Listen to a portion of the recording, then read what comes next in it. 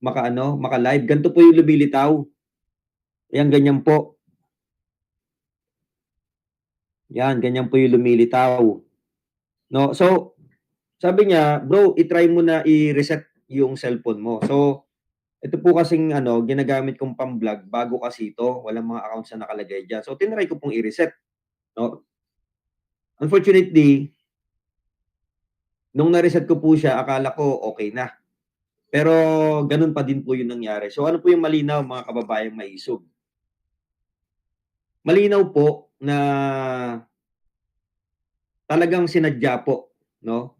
Sinasadya po yung ginagawang panggugurgur sa lahat po ng sa lahat ng mga maisog vlogger po natin. Yan po yung malinaw diyan. Kasi nga po, nagtataka ako first time po na nangyari sa akin yon, ako naman po bago lang po dito sa social media na to, sa YouTube. Kaya nga po nagbibiro ako, accidental vlogger lang naman ako dito because of the maisog.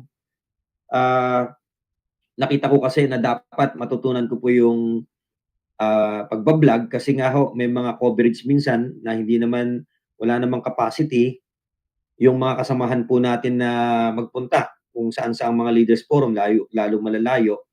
So, nag-practice po ako mag-vlog.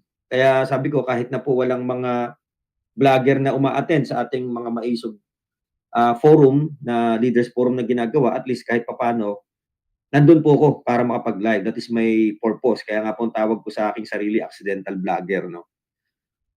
So,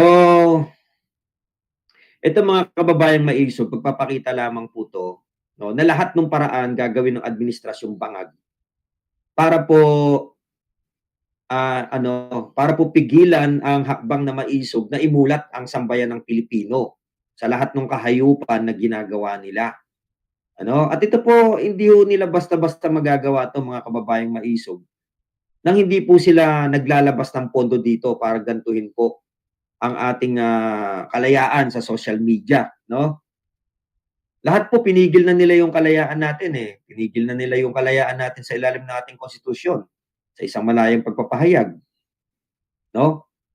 Ang batas po gumagana pag para sa kanila nagiging pabor.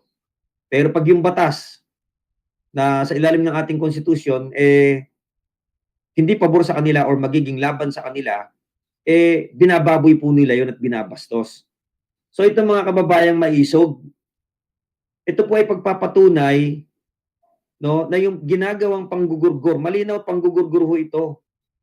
Kasi kung sa isang tao lang po nangyayari to, no, dapat masasabi natin na ito is na nagkataon lamang or aksidente. Pero kanina nagtanong po ako dun sa GC namin, lahat po pala nakaranas ng ganon.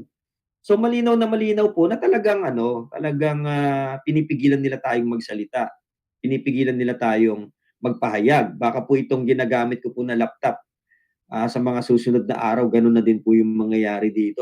So pagka ganun po yung mangyayari, hindi naman po tayo mayaman, mga kababayang maisog, para bumili ng cellphone, bumili ng laptop. So, kung iisipin po natin, sino kaya ang salarin dito? Sino po kaya, mga kababayang maisog, ang may kapasidad at kakayahan na gumawa ng mga bagay na ito? So malinaw na malinaw, bukod sa gusto nila tayong pigilan, no, na makapagpahayag ng malayang pamamahayag sa ilalim ng ating konstitusyon, ayaw pa nilang malaman ng taong bayan kung ano po ba ang ginagawa ng administrasyong bangag na ito sa bansang Pilipinas. Diba? Kaya mga kababayan, maisog, sobra na po itong ginagawa na ito ng ating administrasyon. No? Kasi kung wala kang tinatago, bakit takot ka, no, na mabunyag sa pamamagitan ng malayang pagpapamahayag yung mga nangyayari sa ating lipunan? So malinaw na malinaw yan na ito ay isang malaking kaparaanan na pigilan po tayong magsalita. So nakakapangamba, mga kababayan, kasi akala ko meron lang technical na technical na problema kung bakit hindi ako maka-live. Yun pala, no, yung mga kilala nating mga vlogger sa mga cellphone nila, ganito rin po ang nangyari.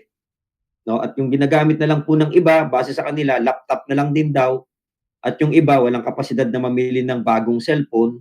So kung mamili man po sila ng bagong cellphone, malamang ganito rin po yung gagawin. At